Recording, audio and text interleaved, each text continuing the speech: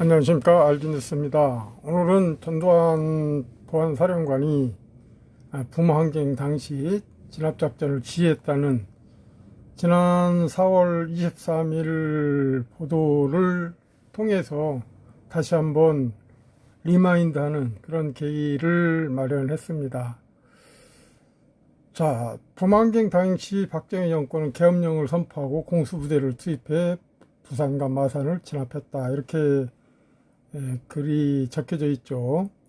그리고 그 밑에를 보면은 이제 탱크라든가 또 경찰차 이런 군경의 이 장비들이 총집결해서 시위를 진압하려고 하는 그런 모습을 그림을 통해서 알 수 있습니다.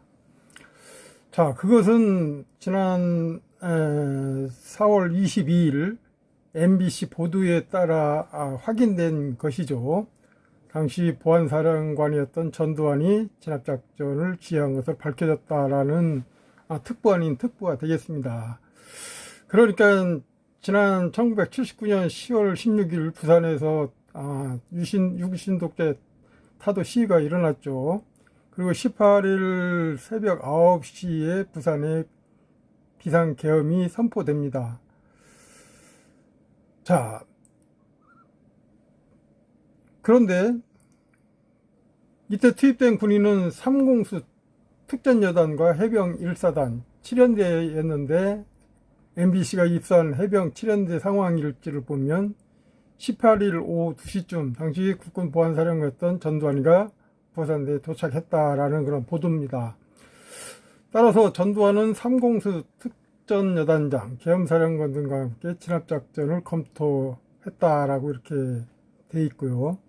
이 자리에서 소요사태 수습은 초기 진압이 가장 중요하다. 그러니까 과잉 진압하자, 이제 그런 얘기하고 똑같죠.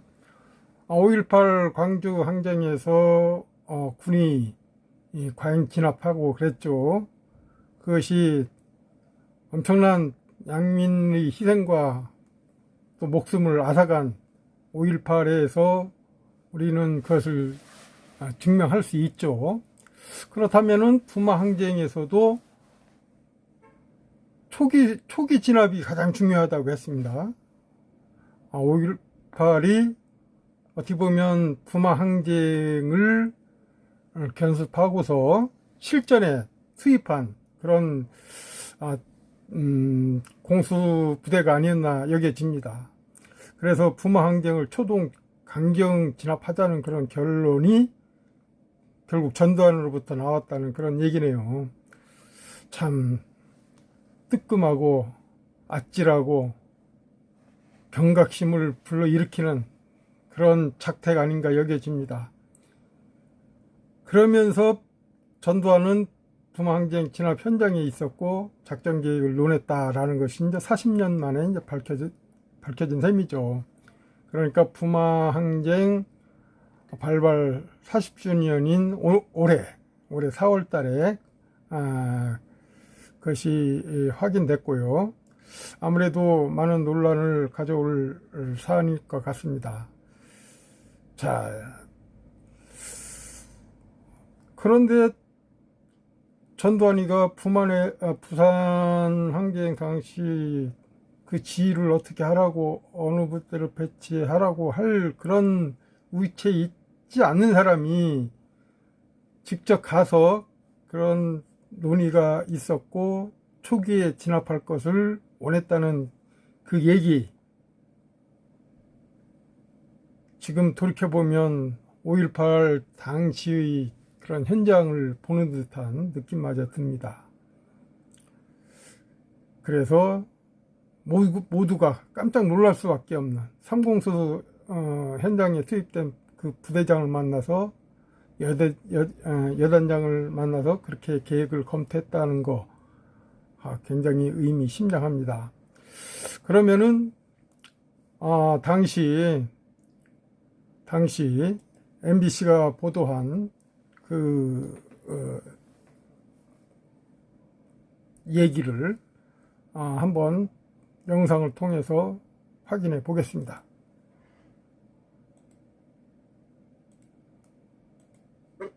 여러분 안녕하십니까. 1979년 10월 박정희 전 대통령이 숨지기 직전 부산과 마산에서 들불처럼 번진 민주화 시위를 부마항쟁이라 부릅니다. 당시 박정희 정권은 계엄령을 선포하고 공수부대를 투입시켜서 독재에 항거한 부산과 마산 시민을 무차별 진압했습니다. 그런데 그 진압작전을 전두환 당시 보안사령관이 현장에서 직접 지휘한 사실을 MBC가 군사 기록을 통해 확인했습니다. 먼저 계엄사령부 지휘계통과 아무 관계없던 전두환 보안사령관이 왜 그곳에 내려갔는지 황재실 기자가 단독 보도합니다. 79년 10월 16일 부산에서 유신독재 타도를 요구하는 민주화 시위가 일어나고 이틀 뒤인 18일 새벽 0시 부산에 비상계엄이 선포됩니다. 삼공수 특전여단과 해병 1사단 7연대가 계엄군으로 투입됩니다. MBC가 입수한 해병 7연대 상황 일지입니다. 18일 새벽 3시 50분 해병대가 부산대학교에 진입하고 이어 오후 2시쯤 누군가 부산대에 도착합니다. 국군 보안사령관 전두환입니다. 계엄사령부 지휘계통과 아무 관계 없었던 보안사령관이 부산에는 왜 왔을까? MBC는 계엄사령부가 설치됐던 부산 군수사령부의 내부 문건을 입수했습니다. 부산대 방문 2시간 전, 전두환은 당시 계엄사령관, 삼공수 특전 여단장 등과 함께 진압작전 계획을 검토합니다. 이 자리에서 서해 사태 수습은 초기 진압이 가장 중요하다. 시위대에 강력한 수단을 사용하라는 등 부마항쟁을 초동 강경 진압하자는 결론이 나옵니다. 부산에서 어떻게 지휘를 하라라고 어느 부대를 어디에 배치하라라고 할 수도 있는 것이고 아니면은 밑에서 작전을 짜는 것에 대해서 이제 같이 검토를 하는 경우일 수도 있고. 보안사령관 전두환이 부마항쟁 진압 현장에 있었고 작전 계획을 논의했다는 사실은 40년 만에 처음 확인된 것입니다. 깜짝 놀랐습니다. 삼공수 현장에 투입된 그 부대장을 만나서 여단장을 만나가지고 그렇게 작전 계획을 같이 검토를 했다. 이런 것은 굉장히 의미심장한 것이죠. 당시 이 회의에 참석했던 보안부대장 원정달 씨에게 확인해봤습니다. 했겠지. 마중도 하고 안 했겠어. 그런데 하도 오래돼서 난 기억이 잘 없다 그거야. 광주 5.18 민주화운동과 관련해 전두환 씨는 자신은 당시 지휘계통에 있지 않았으므로 5.18 진압작전과는 무관하다고 일관되게 주장하고 있습니다. 군대라는 것은 지휘계통에서 딱 움직이는 거예요. 나는 계엄사령관 부하예요. 보안사령관은 보안사만 지휘하지 그 외에 거는 지휘권이 없잖아. 그러나 부마항쟁 당시 지휘계통 역시 계엄사령부는 지역사단과 2군의 지휘를 받도록 돼 있을 뿐 보안사령관과는 무관했습니다. 삼공수 여단장을 앉혀놓고 바로 자기가 직접 보고를 받는다. 이 부분은 자기들이 벌써 이미 하나 권력의 핵에 앉혀있다는 것을 반증하는 그런 자료가 아닌가 생각을 해보면서 상당히 획기적인 자료를 발굴해냈다. 부마항쟁 때만 해도 베일에 가려있던 전두환 소장은 11.6으로 유신 정권이 무너지자 12.12 군사반란을 일으켜 권력의 전면에 등장합니다. MBC 뉴스 황재실입니다. 자, 보시는 것처럼 전두환 보안사령관이 부마항쟁 진압을 지휘했다라는 문건이 나왔고 MBC가 그것을 단독 보도했습니다. 참 40년 만에 밝혀진 사실인데 참 의미심장하고 1980년 5.18 때 광주에서 공수부대가 양민을 학살했던 것을 많은 분들이 기억하고 있겠습니다만은 만약 전두환의 얘기가 부마항쟁이 통했다 했을 때 부마항쟁에서 엄청난 사상을 불러일으키는 그런 뉴스가 되지 않았겠느냐 이렇게 짐작해 봅니다. 자, 이런 군인들의 행태라는 것이 과연 국민을 위한 것인지 국가를 위한 것인지 개인의 직권을 위한 것인지 다시 한번 되새기게 되네요. 자, 다시 한번 훑어봅시다. 이렇게 박정희 정권은 계엄령을 선포하고 공수부대를 투입해서 독재 한간 부산과 마산 시민을 무차별 진압하기에 이르게 되죠. 그런데 그 진압을 전두환 당시 보안사령관이 현장에서 직접 지휘했다는 MBC 군사 기록을 통해서 확인했습니다. 계엄사령관 지휘 계통과 아무 관련이 없는 전두환 보안사령관이 왜 내려갔을까라는 것이 궁금하죠. 자, 79년 10월 16일 부산에서 유신독재 타도를 요구하는 민주화 시위가 일어났고요. 이틀 뒤인 18일 새벽 0시에 부산에 비상계엄이 선포됩니다. 삼공수 특전여단과 해병 1사단 7년대가 계엄군으로 투입되었죠. 자, 그런데 당시 18일 새벽 3시 50분 해병대가 부산대학교에 진입하고 이어서 오후 2시쯤 누군가 전두환이가 부산대에 도착합니다. 자, 아무런 지휘계통과 관련 없던 보안사령관이 부산에 왜 왔을까? 참 너무 궁금증을 자아내네요. 그래서 MBC는 계엄사령부가 설치됐던 부산 군수사령부의 내부 문건을 입수한 거 너무 잘했다고 봅니다. 부산대 방문 2시간 전 전두환은 당시 계엄사령관 삼공수 특전여단장과 함께 진압계획작전을 검토했다는 거. 결국 전두환이가 얘기한 것은 소요사태 수습은 초기 진압이 가장 중요하다. 초동 진압을 해라. 이제 그런 얘기가 나왔다는 것 같습니다. 자, 섬뜩하고 참 아찔하고 또 까무러칠 정도였네요. 보니까 이렇게 전두환이 부마항쟁 진압 현장에 있었다는 것은 40년에 밝혀졌지만은 그 이전에는 그런 자료가 없었기 때문에 그런 자료를 학자들이 인용하기도 어려웠던 것이죠. 왜냐하면 자료가 없었기 때문에 그렇죠. 자, 그러면은 그 자료를 한번 살펴봅시다. 예, 제가 당시 이제 부마 항쟁과 마산 항쟁을 진압 과정에서 이렇게 비교한 것이 있습니다. 자, 쟁점을 이제 몇 가지로 이렇게 나눠봤습니다. 쟁점을 5가지, 6가지, 7가지 이렇게 쭉 한번 비교해 보겠습니다. 자, 당시 부산항쟁과 마산항쟁 진압 과정에서 쟁점은 과연 시민들이 불순분자였고 폭도들의 소유였느냐 이제 그런 얘기죠. 결코 그렇지 않다는 것이 이제 일반 사람들의 주의 주장이고 또한 현실이 그랬습니다. 시위는 하층 도시민들이 대거 참가하면서 점점 격렬해진 것이 그것이 불순분자는 결코 아닙니다. 소시민들이 불만이 많고 유신체제가 모순이 많아서 거기에 참가한 것을 불순분자라고 이렇게 또 폭도로 이렇게 여긴 행동 자체는 너무 잘못된 것이다 라고 이렇게 볼 수 있겠죠. 또 우발적인 군중 시위 행동이 아닌 조직적인 폭거로 조직적인 불순 세력이 개입한 소위다 라고 하는데 조직적인 불순 세력이 개입한 바는 없습니다. 그리고 그것이 조직적인 폭거로 이렇게 보는 것도 또한 잘못이겠죠. 자, 마산항쟁에서도 거의 유사합니다. 정권에 협력한 경찰서, 파출소, 언론사, 차량 등 유리창의 파손화, 방화, 또 시민들의 반발을 무력화시키기 위한 조치로 이렇게 보았던 거. 그러니까 하층 시민들, 민중들이 항쟁에 가담해서 부마 항쟁을 일으킨 것을 그야말로 무력화시키고 불순 세력으로 보고 했다는 그 자체가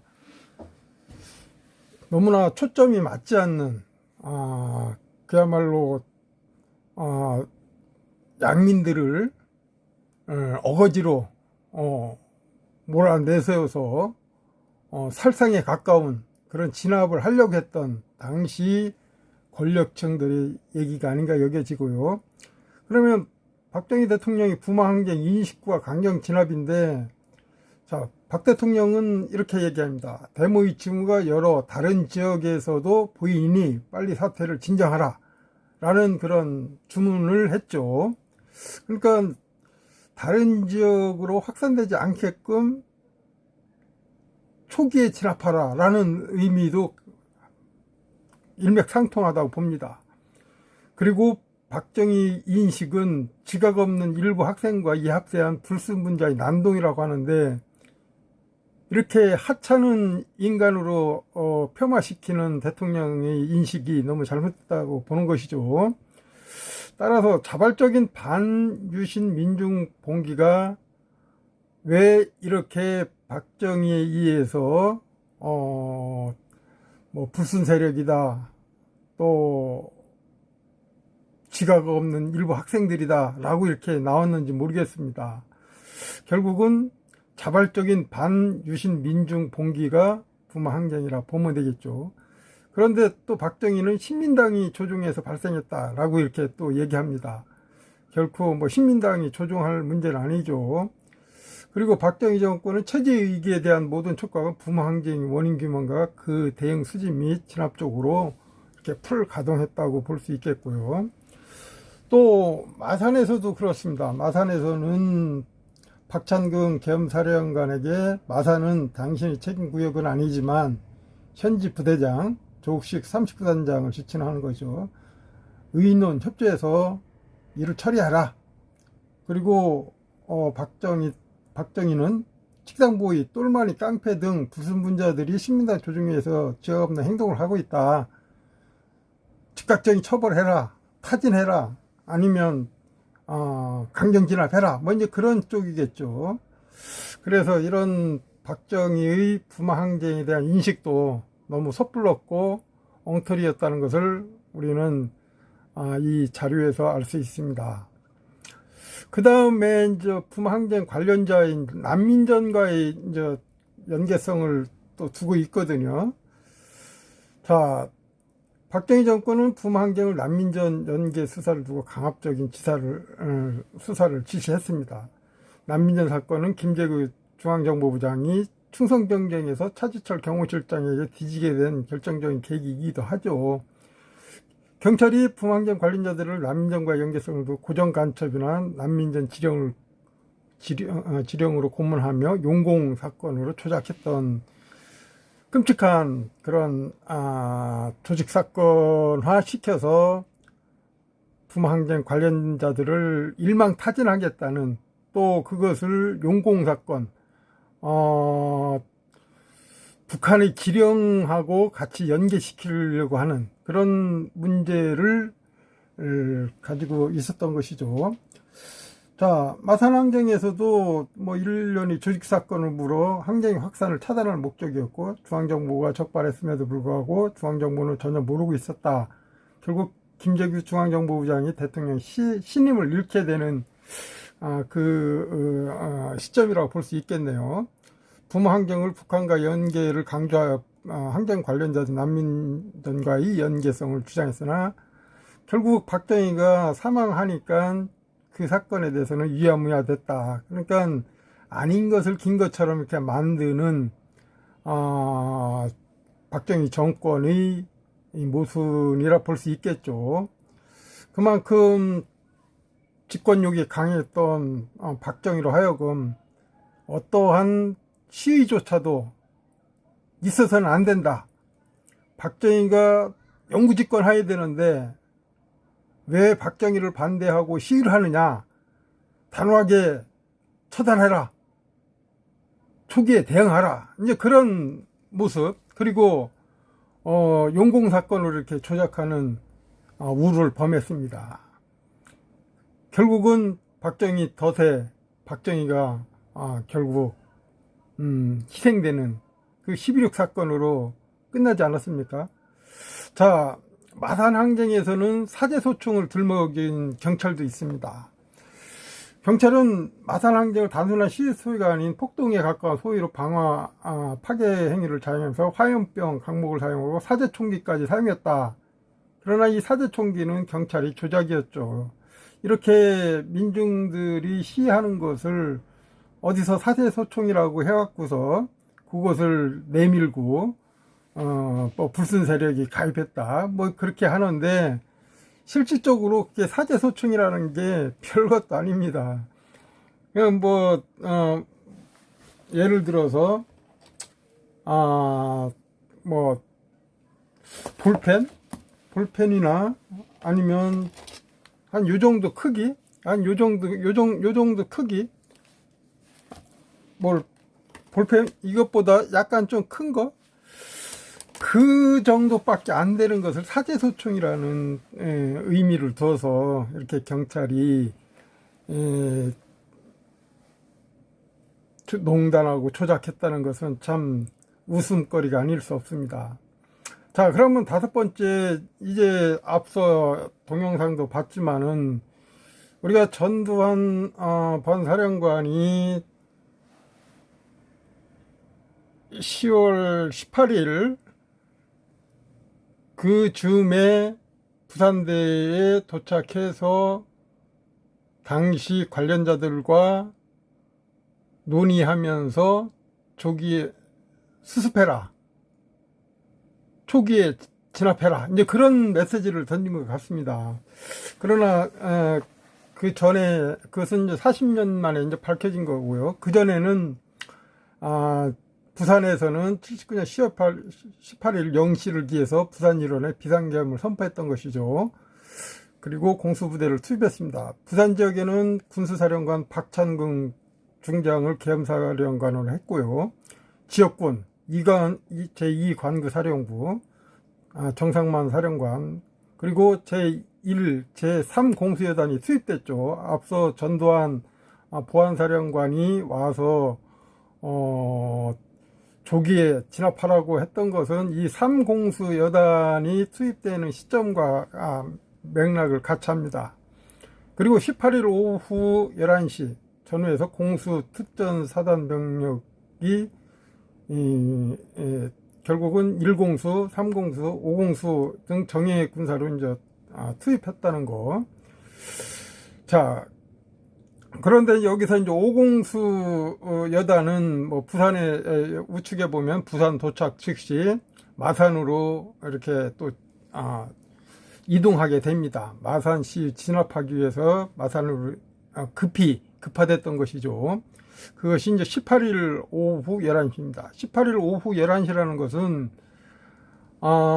마산에 위수령이 떨어진 때가 20일 오후 12시죠. 정오니까. 정오. 낮 12시. 그러니까 18일 날 오후 11시에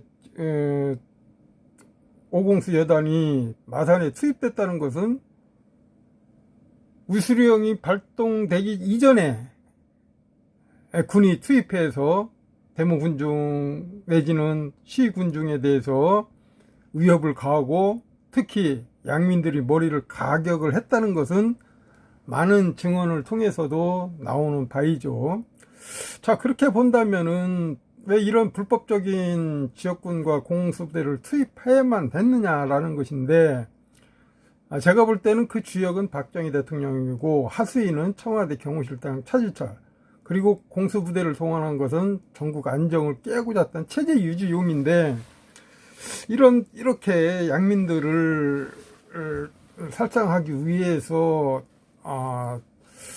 총칼을 가지고 왔다는 것은 박정희가 오래 집권하고자 하는 그런 집권욕 때문에 그랬는데, 어쨌든 푸마항쟁 이후 일주일도 안 돼서 11.6 사건으로 박정희는 결국은 부하한테 살해되고 그랬죠. 너무 이렇게 강과 강의 대결이라는 것은 결국은 자신의 몸도 가누지 못하고 결국 사망하게 이르는 그런 어떻게 보면은 정반합의 그런 원칙에 따라서도 똑같이 적용된다고 볼 수 있고, 아니면 그 자신이 부메랑에 의해서 한 대 살해당하는 그런 우가 되지 않았나 여겨지고요.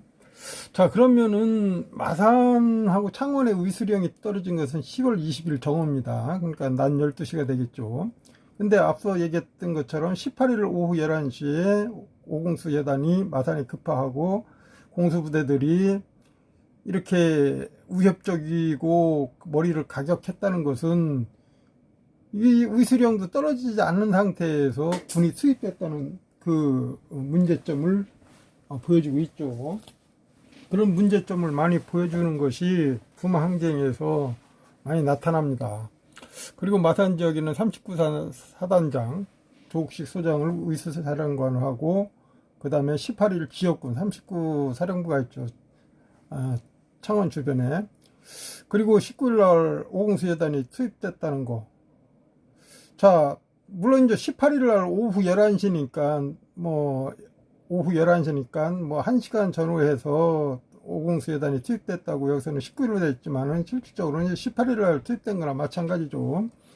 결국 부산으로 가던 오공수여단이 마산에 투입됐는데, 그건 누구의 지시에 의했느냐? 박정희 대통령이 박창근 부산 계엄사령관에게 지시해서 오공수여단이 마산시를 진압하기 위해서 투입됐다, 그런 얘기죠. 자, 당시에 이제 좀 시간이 좀 가고 있습니다만은 부산에서는 계엄위원회가 있었고요. 그리고 마산에서는 시국 비상회의를 또 개최하게 됐습니다. 자, 18일 날 아침에 부산 지역 계엄위원회로 박창근, 또 최석원, 또 정택은 이런 분들이, 장성만 이사령관, 이런 분들이 이제 계엄위원회 의원으로서 이제 참여했고요. 이후에 이제 이재희 최서창 삼공수여단장, 또 박구일 제7해병연대장, 이런 사람들이 계엄위원회에 추가로 이제 가담했고요.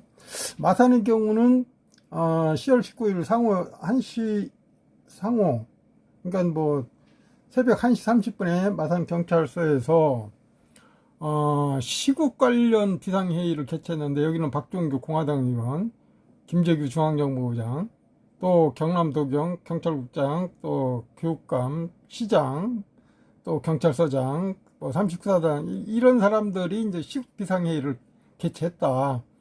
그럼 계엄위원회하고 시국 비상회의를 개최한 이유는 뭔가? 어떻게 하면은 조기에 시위를 진압할 것인가 라는 데 초점을 뒀겠죠. 그나마 그것을 초기에 하지 않았다는 게 참 천만다행이고요. 많은 분들이 부마 항쟁으로 인해서 고통을 받고, 또 많은 가격을 당하고, 또 인간 이하의 그런 구타를 당하고 했습니다만은, 어쨌든 군에 의해서 살상이 안 났다는 것만 해도 참 다행이지 않았는가. 물론 이제 머리를 가격하고 여러 가지 이제 신체적인 그런 장애까지 일어나는 경향은 있었습니다만은 살상하지는 않았다는 거, 그것은 초기의 진압이 좀 느슨했다고 이렇게 볼 수 있겠죠. 자, 그리고 이제 계엄령과 의수령 발동을 앞서 얘기한 것처럼 부산에는 10월 18일 자정 0시에 선포되었고, 그런데 그것도 또 17일 오후 11시 30분 경이었고, 실제로는 오후 8시 30분부터 군부대가 투입돼 3시간 앞서서 불법적으로 시위기대 진압했다 이제 돼 있고, 마산 지역에서는 10월 20일 정오, 그러니까 낮 12시에 의수령이 선포되기 이전 18일 오후 10시 45분 군부대가 투입돼, 그러니까 의수령이 선포되기 이전 37시간 이전에 군부대가 들어와서 시위대를 닥치는 대로 검거하고, 또 포격을 가하고, 또 여러 가지 머리도 가격하고 했다는 거 아니겠습니까? 자, 그렇게 본다면은 우리가 앞서 보았듯이, 자, 이렇게 전두환 당시 보안사령관이 붐항쟁 진압을 지휘했다라는 최초의 문건은 왠지 스트룸하고 왠지 붐항쟁을 악용해서 정권 잡으려고 하고 또 군부 집권을 위해서 양민들을 희생하려고 하는 그 모습을 붐항쟁에서 보였다는 것은 너무나 안타깝고요. 그런데 그것이 이제 1980년 5.18 항쟁하고 또 연계됩니다. 이 전두환 보안사령관이 결국은 보안사령관직을 그때까지, 그러니까 5.18 항쟁 때까지도 계속 유지됐던 것이죠. 그 보안사령관 직책이 붐항쟁과 또 5.18 항쟁하고 다를 리가 없죠. 부산 마산에서 실시하려고 했던 조기 진압, 그것을 이제 광주에서 조기 진압한 거하고 다르지 않죠. 결국은 5.18 광주 항쟁은 열흘 동안 얼마나 양민들이 시달리고 또 신군부가 들어서는 것에 대해서 불만도 많았지 않습니까? 그럼에도 불구하고 전두환은 권력을 장악하기 위해서 많은 양민을 희생했다, 이렇게 역설적으로 또 얘기 드릴 수 있습니다. 자, 그래서 MBC가 입수한 해병 7연대 상황 일지에서 이렇게 부산대에 도착하고 했던 사람이 전두환이었다라는 것이 알려졌습니다. 앞으로 이제 이런 자료를 배경으로 해서 보다 더 나은 붐항쟁 연구가 되리라 생각되고요. 그런 의미에서 오늘 리마인드로 붐항쟁 진압 시 전두환 보안사령관이 직접 부산대학교까지 와서 3공수 특수여단장한테 진압작전을 계획 검토했다는 것은 문건으로서 상당히 의미 있고 또 그 내용을 들으니 또 의미심장하기도 합니다. 아무쪼록 붐항쟁은 올해 40주년을 맞았습니다. 40주년 맞은 만큼 보다 나은 진상규명과 또 항쟁 관련자들의 처우 개선이라든가 또 모든 그런 조치들이 정부에서 좋은 방향으로 나왔으면 하는 바람을 가져봅니다. 지금까지 RG 방송이었습니다.